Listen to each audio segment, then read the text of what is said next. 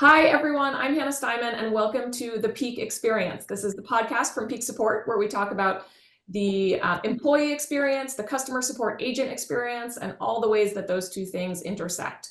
And I'm really excited today to have my guest, Ismail Sahi, co-founder and CEO of Wildgrain. Wildgrain is the first, best, and maybe still the only subscription box that delivers artisan breads and pastas directly to your door each month. I can vouch for the product. I buy it. It's amazing. Wildgrain has been a Peak Support client since its early days, and I've been impressed over and over with how they prioritize customer experience. They're dedicated to building genuine relationships with their customers, really delivering above and beyond service. So that is what we're going to talk about today. So Ismail, welcome to the podcast. Thanks for having me. So to start with, can you talk about why you have prioritized customer experience at Wildgrain? The reason why customer experience is so important, let me tell you the truth. Actually, the truth is Amazon blew my mind by how much I spend with their platform. I just spend thousands of dollars a year on Amazon. And I started thinking about why. It's not a brand that I particularly love or hate, but it's just their customer experience is incredible. It's miles away from any other brand that I know. And I thought about it for Wildgrain and the only thing we share with them is we're a marketplace that is online or 100% online. And I thought for online brands, the only strong differentiator you can have is you can have a beautiful website, you can have a beautiful brand, you can have beautiful logo, you can have anything you want, beautiful ads, but the reason people come back is because of the experience they have and the trust they built with your service over time. And that was kind of the starting point of the theory. And then we gained confidence in that theory over time as we were seeing results in investing in customer support. What are some of the results that you saw? What were some of the actions you took and the results that you saw as a result? Oh my, it's been 4 years of literal monthly experimentation on every level from pre-purchase, during purchase, and after purchase, and trying to make every touch point with the customer a positive experience. And so the results were incredible retention. I think if we're known for what I'm the most proud of at Wildgrain is how many people stuck around with us. So we still have customers from May 2020, the first month when we launched. Wow. And they're still ordering boxes at the pace they want and happy with the service. And you don't stick around for 4 years with a brand ordering at a regular frequency if you're not happy with the service.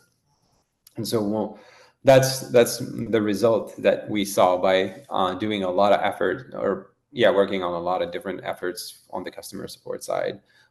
It translates into, website services. So making the website easy to use, very easy to purchase, etc. Making the member experience once you become a Wildgrain member, an easy experience for you to order and reorder and put whatever you want in your box.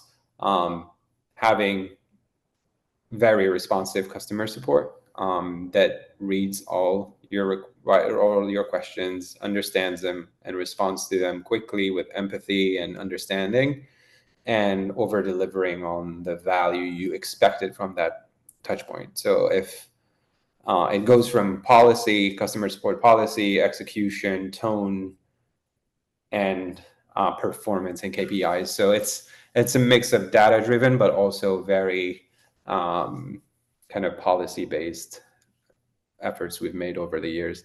So let's talk more about that. So over delivering, what does that mean for you? What are some examples of how your team, our team, the Peak Support and Wildgrain customer support team, has over delivers for customers? I think it's the theory behind it is, you have a problem, you have a question, you go to I always think of it as a counter at a bakery counter, and you ask the person in front of you what question you have or what the problem you're facing. And, imagine you're at the front of in front of of someone at a bakery, and you go with a problem with the question. The tone and the face of that person will, even if they answer or solve your problem, is going to have a huge impact on how you feel after that interaction. And it's the same way online. So if the person in front of you, if you went and said, "Oh, my bread arrived, the packaging was open, I want a refund," and they give you the refund with an angry face, you're not going to be as, positively impacted as if they gave you the refund with a happy face and a good tone and a real sorry answer, and maybe over deliver by giving you more than what you wanted. So extra credit, free product on your next box, a thank you for being a member, highlighting things that your membership is doing for Wildgrain or for the bakers behind Wildgrain or for the community, which we do efforts on that end. And so we try to layer all of these in every interaction, and it's not easy, but it's what we try to do. Yeah, interesting. So talk about your return policy. And what is your return or refund policy? I shouldn't really call it a return policy because I'm guessing they're not shipping the bread back to you. But talk about that, your refund policy and the reasoning behind it. Yeah, so there is we don't have a return policy because it's perishables, and so if it's the same way with Amazon. If you go back to Whole Foods or text Amazon and say, "Hey, my grocery arrived and I had the meat smelled funky," they're not going to ask you questions and send pictures and all of that, or ask you to bring it back to the store. They just trust you to be honest and refund or do whatever you ask. And so we have the same policy. We have satisfaction policy as well, which is even if you just didn't like the product, we'll make an effort to make you happy. And so we're pretty generous policy-wise for our members. And the reason why we can afford and we can do that is it's a membership. Wildgrain is a membership, and a membership means a relationship. We're trying to invest in you staying with us. A member is someone who stays with us for more than 3 boxes, 4 boxes. And that means we can invest early in the relationship and your happiness to show you that we're coming into this relationship in a positive way. And so we're extremely generous in every single possible way you could imagine if you reach out to us and highlight a problem, to try to make it right for you as quickly as possible. And people don't want to be talking to customer support agents for 30 minutes. They want their problems to be solved and go back to their life. And so we keep that in mind and try to be happy, positive, and solve your problem quickly. Are you worried about customers abusing the policy, getting refunds when the product was fine? What do you think about that? What do you do about that? We worried about it early in the life of the business, but again, like the Amazon example comes back where a lot of people probably do abuse the policy, but overall, I think the net positive of having a generous policy outweighs by far people who are abusing it. So we'll probably have, a certain percentage of our inquiries being kind of fake or not true, but I'd rather it comes back to the counter again. Like if you go to the counter and claim that your bagel was smelled or tasted funny, there's 2 ways. If the baker is telling you, okay, bring it back, and you're not going to come back for a bagel, you're going to just go away and never come back to that bakery. If there are no questions asked, here you go, here's your refund, or here's a new bagel, you'll be happier. And so we try to remember that, even though sometimes it's frustrating because in some cases you can really see that they're trying to abuse the system. Oh, really? But you just let them go. You just let it go. I just let them go. Yeah. Well, you've talked about this as an investment in brand building. So I was hoping you could talk a little bit about that. About you compared it to buying a Super Bowl ad. You could potentially waste $3 million on a Super Bowl ad, or you could potentially waste, $50 here and there by giving a free product to a customer who might be abusing the policy, but it's an investment in your brand. Yeah, I'm really a big believer in, I talk a lot about what is a brand, when do you become a brand? When we were shipping, I don't know, 20 boxes a week, we weren't a brand. We were just people trying to make a business work. We were a small business trying to make it work. And I think of ourselves at that time as a small bakery more than now, where we're really becoming a brand. And becoming a brand, there's this transition, I think, that happens in e-commerce where you spend a lot of time trying to get customers. And that's what the most focus of the internet and the literature is. How do you acquire customers affordably? But then the conversation switches to, in our case, switched very quickly to, okay, we got these customers, we are acquiring them profitably, but now we need to make them stay as long as possible to support our business model. How do we make that happen? It's through our brand. And brand for me is very different from customer acquisition, because it's, customer acquisition is you talking to the customers through ads, through referral programs, through email, and telling them, hey, buy, here's why you need to buy. It's a great product. So it's an exercise of seduction and trust building. Brand is making them talk about you when you're no longer in the room. And that comes through really overachieving. And, you don't talk about not even a brand, just anybody to a person when that person is not in the room, except if something extraordinary happened. And we think about it the same way for brand. We need to do something out of the ordinary for our customers to start talking about us to other people. And that's what strong brands manage to do, is you talk about that brand to other people without the brand making you or incentivizing you to do it. And we thought about it, and there's this brand marketing person that I really like. His name is Scott Galloway, who has this clock model where you get to decide within the different points of interaction you have with your customer when to overinvest. So usually it's either pre-purchase, during purchase, or post-purchase. And depending on the brand you're trying to build, you overinvest massively on one of these three. In our case, we looked at it and it was obvious for us that it should be post-purchase and through customer support as our main point of contact with our members, because we don't have physical stores, we don't have a physical point of contact. The best experience we can provide is through that, through the box itself, obviously when it arrives to your door, but also the next one is the people answering your questions and solving your problems for you. And so that's where we think our most impactful brand building exercise will be. And that's what we decided to overinvest. So it's interesting because we're talking a lot about the customer support team, and that's your front line. They're the people interacting with customers the most. But there's also been a lot of stuff you've had to do on the back end. It's a complicated operation, getting fresh food out to thousands of customers every week. So talk about some of the things you've had to do on the back end to make this all work. Yeah, we've built a pretty reliable and highly leveraged network of frozen delivery around the country. So now we have fulfillment centers in several states, and each fulfillment center, we have these giant freezers. We have bakeries close to these fulfillment centers. Do we get you the freshest breads, artisanal breads possible to closer to you? And then we have these carrier networks that we built that allows them to get the bread to you. And on top of that, we built a layer of software. I'm a tech engineer. I have a tech background and I love layering tech to improve product.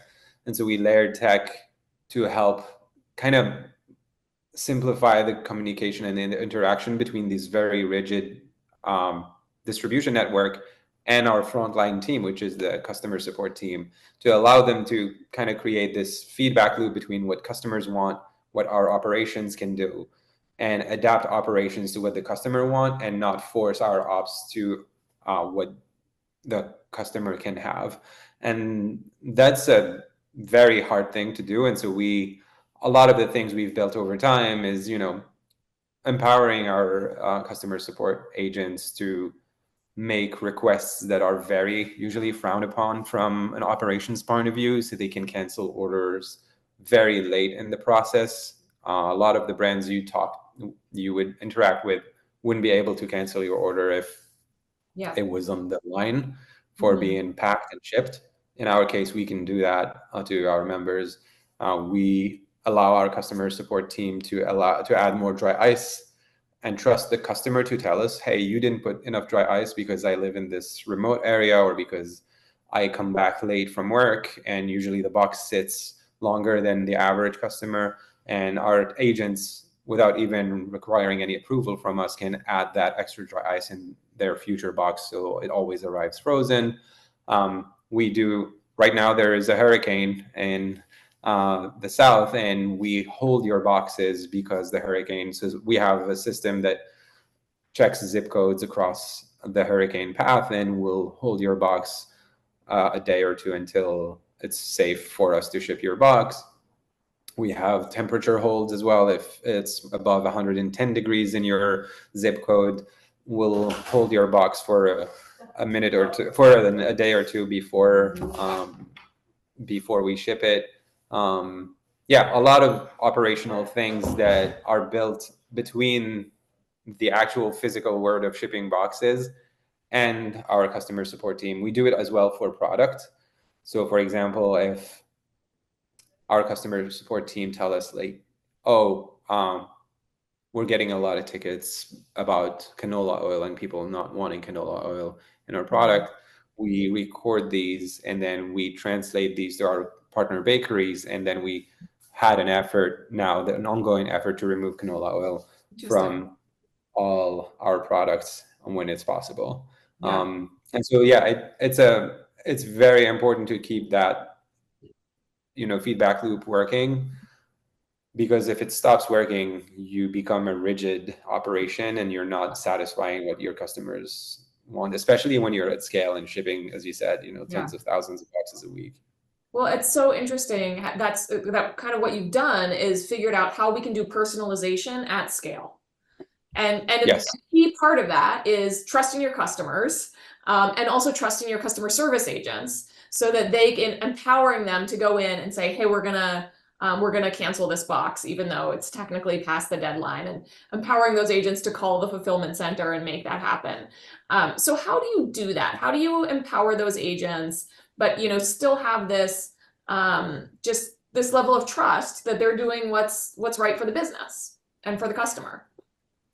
Yeah, we have this sort of hidden hierarchy in the team, whereas, the CX folks have more say on what should be done in the brand above pretty much everybody.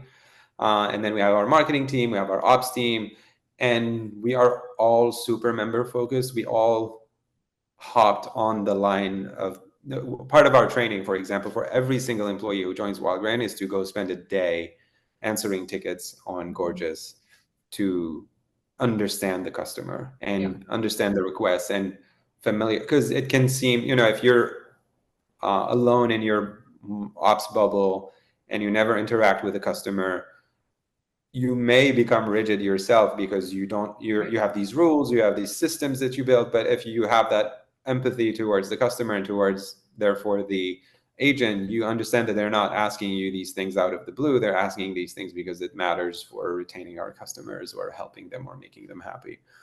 And so the building that within the company culture is super important for us. All our teams are super member focused and understand these things. And I think that's crucial to make these little things work. And then same thing for our tech team. I'm part of the tech team. When a single customer complains about something on the website, we don't wait until there's 30 of them to highlight that for us to try to fix it. And if we can fix it, we usually fix it, and we try to tell the customer that we fixed it as quickly as possible so they feel that they had an impact. Because I always think that having problems, especially when you're small, like us, we're just 4 years old, is not really. I heard someone explain once that Americans don't have an issue with mistakes. they hate when you have mistakes and you don't, first of all, take responsibility for them and solve them. And so in our case, I tell that to my team, like, it's totally fine to mess up, but when we know we do, let's fix it as quickly as possible and take responsibility for it. And I think we've seen it in our customer base that they are not mad when we make mistakes. They're mad when we make mistakes and are tone deaf to what they're saying, or we don't really acknowledge what they're saying. Yeah, that's so interesting. I never thought of that as a cultural thing that is very much. I lived in Europe and I lived in North Africa for a long time. Let me tell you, it's very American. So they just want you to not talk about mistakes, not take ownership of mistakes? There is a denial of mistakes that can happen in customer service in Europe that I don't see here. Interesting. Or when I see it, it usually fails miserably. Yeah. So one thing that you said, and this is one of the reasons I really wanted to talk with you today, is you have said that you figured out that CSAT above 96% was correlated with higher customer retention. And I thought that was so interesting because a lot of CX leaders really understand the value of providing exceptional customer support. They just understand it on a visceral level, but they have a hard time making the case to leadership. And so I'm curious, how did you figure that out? And like, what did you do as a result when you figured it out? I mean, we do different things. We usually try to have a healthy mix of quantitative and qualitative data to make decisions and have confidence in what we're doing. And so we are data driven, but we're not obsessed with data. We love seeing trends in data and then confirming them with qualitative stuff. So we did a lot of surveys on what's the most important thing for you in a service like ours, and top with the quality of the food and the health of the ingredients was outstanding customer support. And then at the same time, we looked at our churn numbers and our cancellation numbers and our we have a metric that's called reorder rate, which is just the frequency at which our members are ordering and what they put in their basket.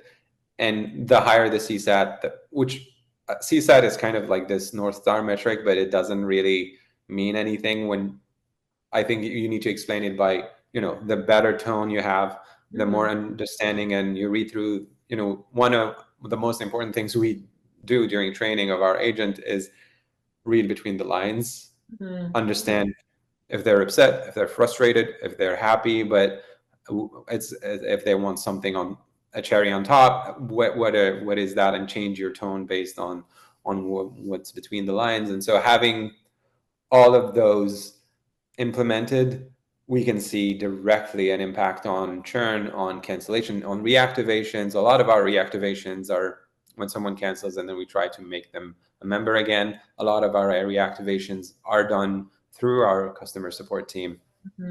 And we know for a fact that the higher the CSAT, the better rates of reactivation. So and one thing that I want to add on top of this is, from a business structure point of view, a lot of the brands we know have CX as a separate entity from marketing. When you're a subscription, you can't do that. It would be crazy for us to do that. It's not, and therefore it's a cost. It's a cost structure. It's not you're not investing in it. You're trying to reduce that in your P&L, that number. Not driving revenue. In our case, in our case, we look at it as marketing spend. So usually when we spend more on marketing, it means that it's working. And when the more you spend, the more return on investment you get. And we think the same way on member support, because when you think about it, we extract more value and dollar amounts from our existing members than from new members. And so we, on the marketing funnel, they're way more important to us than, making new people come into the funnel. And so investing in their main ask, which is customer support, is crucial for us. And so having a stellar customer support service is super important for us. So what is your customer retention rate, if you don't mind sharing? Our retention rate is depending on seasonality. So in the summer, people travel more, they cancel and then they reactivate. In the winter, they are more frequent buyers. So it varies between 96 to 97% Per month. per month. Wow, that's incredible for a Yeah, subscription. it's pretty amazing. It changes the way you think about the business because again, like I have a lot of friends who run e-commerce companies and if you're not subscription, the main stressor of your team is just let's get new orders Yeah. coming in, and the easiest way to get new orders is to go and get new people. And when you think about how you serve new people, it's very different than how you serve existing customers. And serving existing customers is cheaper, Yeah. easier in some ways, and more in your control than what Meta is, conversion rate and Right. CAC is, The meta etc. algorithm. Well, I mean, it Hmm. completely changes the conversation on customer acquisition costs because if your customers are staying with you for a long time, you can spend more Exactly. to acquire them. So it completely it gives you so much more flexibility on the marketing side when your customers are actually sticking around. Correct. Absolutely. You mentioned reactivation, that the customer support agents are doing this. So are they reaching out with are they doing custom outreach to try to get customers to reactivate their subscriptions? We have a semi-automated system. So the first message is usually semi-targeted, so it's by segment of customers. And then once they reply, it's an agent that takes over and adapts to the needs. So if they need to change product or change the promo or customize their box with different things, they'll help them do that. Got it. Got it. Um, so you mentioned you're a tech guy. So let's talk about AI. You've experimented with some different AI products. How have you ultimately brought AI into Wildgrain, and what's your strategy for using AI without losing that human connection that your agents have with with your customers? Our strategy is the same. Like with every tool, we see it as a tool that can help productivity, that can help speed, that can improve quality, but that can also have the other side of it, which is answering a customer with a very tone deaf answer or missing the point or acting more too robotic. And so in using AI in our systems, we always think about, okay, is this improving? Is this a net positive? And by net, I mean there's almost no negative. And if we can harm 10% of customers by using AI, we won't use it. It needs to be a 0% chance for us to use it. And so far, it's not there. So the way we've been using it is by having it as an intermediary to support our agents read between the lines and not miss the point and not miss any questions, because it's a volume game. Sometimes during the holidays and during high growth season, we get overwhelmed with tickets and there's a lot of questions from people. And so what AI helps very well is being that intermediary between the customer and what they're saying. And every customer has their different tone and and AI helps standardize that into simple bullet points that our agent can digest and understand what they're talking about and what they mean, and then help them answer better. So we use it that way. We use it also for our own insights about our customers. So we anonymize all the data and then feed them to a language model that's reviews and tickets to understand what are the major trends and the problems our customers are facing. And the AI is very good at telling us, hey, in the last 6 months, people have been worrying about the packaging of this product, so maybe you should work on fixing it. And so we use it to inform our product team, our ops team, on trends we're seeing in our member base. And the last thing we use it for is in social media to help sort some of the tickets we get on social media, because it's very overwhelming, it's very short. And so their AI is very useful to kind of help with that side of the business. Yeah. Yeah. You keep talking about tone, so I wanna dig into that a little bit more. Talk about what is the tone that you're going for with Wildgrain, and how do you train your customer support agents and everyone else in the company to adopt that voice, that tone? Yeah, The voice is funny. It's the voice of Ali when she was the first customer support agent. Our VP of marketing was actually on hands on deck answering tickets when we started. Yeah. So she had this super friendly, casual, but yeah, like like someone at a counter of a Mhm. bakery a shop or a donut shop. Yeah. Um, Not too serious, but serious when things are serious. And so we try to keep that tone because we saw it working, and people find it friendly, and it gives this voice that is reassuring and helpful. And we spend a lot of time with the peak support trainers to highlight how we want that tone to be translated and how it should be used. And it's been great because how it works at peak. We just taught them the broad lines and how it should work, and then they actually can transmit that to all the agents without us having to reteach it every time. Yeah. Yeah, and I was actually looking at one of your one of those trainings, I think specifically around social media, and I think it's interesting how specific it gets into use one exclamation point, don't use two exclamation points. You Yes. can use emojis in this context, don't use emojis in that context. And I think those kinds of pretty specific guidelines are really helpful. I mean, there's always things that come up that it's things that come up that are new, and you've got to also empower the agents to use their judgment on what tone to take. Yeah. But I thought you guys did a really good job of clearly laying out some specific guidelines around tone. And we've got clients who have a completely different approach on their social media voice, which is fine. The key is really communicating that clearly to your agents, and reinforcing it through coaching. That's totally true. And again, it comes back to being an online brand. When you're online, there's very little things you can have to show your identity and your culture to the customer, and one of them is the tone, the website, the colors, and the packaging and the box and all of that. But because we're online, these things are like indexed very high compared to, for example, a retailer where they can have other places where they can transmit those cultural values. Yeah, absolutely. So you recommended a book to me, which is Unreasonable Hospitality by Will Guidara, and which is an excellent book, which I recommend to our listeners. And so Will runs one of the best restaurants in the world, and he talks about all the ways that they go above and beyond to deliver what he calls unreasonable hospitality. So one example is a couple is celebrating their anniversary, and they say to the waiter, "Oh, we left a bottle of champagne out on the table in our apartment." And so the waiter or the maitre d' actually offers to go to their house and put it in the fridge and chill it for them. And he leaves them a nice note and maybe a box of chocolates, something like that. So it's really going above and beyond. There's examples from Zappos where they bought 2 plane tickets to deliver a pair of shoes to someone. So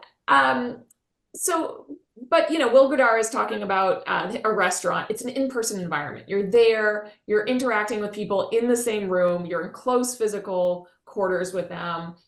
Is it a challenge to be remote from your customers? Customer support is by definition almost always remote. So how do you replicate that? How do you get to that real human connection when you're pretty much always doing this by email or chat? At most you might be doing it by phone.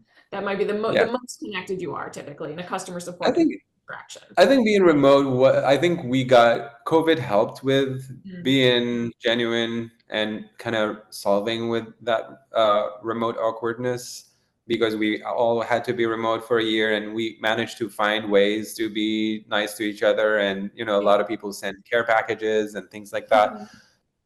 I think the challenge is in the numbers. They have a restaurant, maybe they have 200 people a day. And on those 200, there's 10 that require that level of special attention, and you have staff, so you can kind of make that work. When you have, tens of thousands of subscribers, and the number of tickets that we get are much higher than 100 a day, the opportunities to be to over deliver are a lot more, and so you need to make that scalable and possible at the level we're at. And so that was a challenge, but I always thought it was not only fun, but also I put myself in the shoes of our customers. Wouldn't it be nice to be able to tell stories like that? And again, like it comes back to what being a good brand or a successful brand is, especially in our case, post-purchase, post-first purchase, is making people talk about you when you're not in the room. And these actions are typically things that would make you talk about a brand. You know, Chewy has that thing where if your pet dies, they send you flowers to your house, which is a very touching thing and thoughtful thing. And I often cite Patagonia, who have that policy where if you bought a backpack 20 years ago and you return it, they will give you a new one, no questions asked.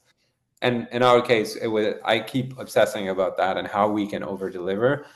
And so we do it at scale with the help of customer support. So we have, you know, cancellation reasons. For example, someone canceled because they lost their job.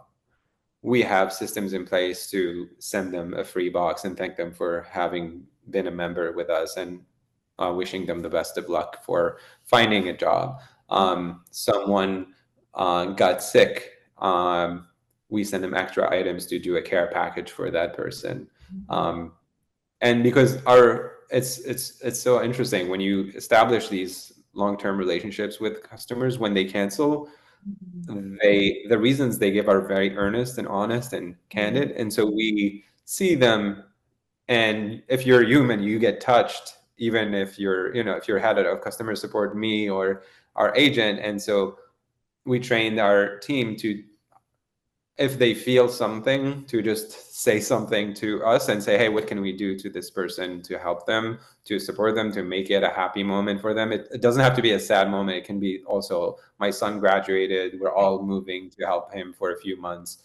Okay, here's some free pastries for you to take with you, or things like that. So I think because we established this relationship, people are very earnest and honest with us, and you can't just ignore that or let it slide. And so we have all these tiny little things that we do to help with that. And so that's one example. The other example is what our partnership with the Greater Boston Food Bank, where now we just set it up. It just launched this month, where you can, as a member, if you order in August, for example, this month, you can pick, in addition to your box, if you order in August, we'll send 10 meals to the Greater Boston Food Bank on top of that, our earlier donation. And so you are not only getting your baked goods, but also you're helping, supporting the community. So all of these are like extra things we do, even remote, even at scale, that can help over deliver and give that sense that we're not just, you know, money grabbing machine in Massachusetts trying to take your money in exchange of bread. We are trying to establish a relationship with you. We're mission driven. We want to help fix the food system. My wife and I really believe in helping artisan bakers and pasta makers and pastry chefs. It's a very noble profession, and they're really squeezed by all the automation and the machines. And having this company help also delivers that message to our customer and highlighting it, and having our customer support team reminding them of that is super important. Yeah. Well, it's been awesome to talk to you today about all of this. Thank you so much. I have one final question on a different topic, which is that the holidays are coming up. And I'm curious, what trends are you seeing? I mean, lots of e-commerce companies right now are starting to plan for the holidays. There's some economic uncertainty. There's the election. What are you seeing? What are you predicting? How are you planning for the holidays? What are you planning for this holiday season? The holidays are always very fun for us. We're not a big, Black Friday, Cyber Monday. We're actually pretty good before that, because when you think of it, people want to have a nice table for Thanksgiving and nice table for Christmas. And so most of our rush happens before that. And Johanna, my wife and co-founder, is working on basically building a set of products that would make that holiday table look incredible and beautiful. And we don't really worry too much about trends. It's usually a very traditional actually time.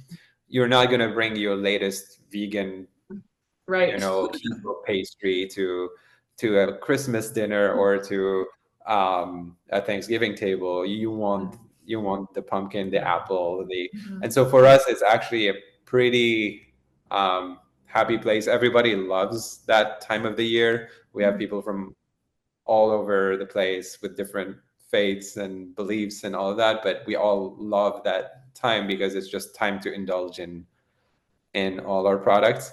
And yeah, so for us, it's just prepping for the craziness that comes with that, but nothing, you know, nothing like super incredible in terms of trends we're seeing. Yeah. Awesome. Thank you so much, Ismail. It's fabulous to talk to you today, as always. Any other final tips you would give for founders or for, you know, CX leaders, directors of customer experience out there who want to build connections with their customers? Higher peak support. I did not put you up to that. I want to be clear. I know. You didn't ask me to do this, but it was too tempting. No, seriously, you guys have been incredible partners. I think I shared this on social media earlier this week, where someone I was saying every e-commerce company should take a page from your playbook because we're very good at comms and customer support. Our reviews, you know, maybe 40% of our reviews have customer support mentioned directly Mhm. in the review as one of the reasons people stayed and loved the product. So really grateful for the team we have with you guys. Awesome. Thank you so much. Thanks for having me.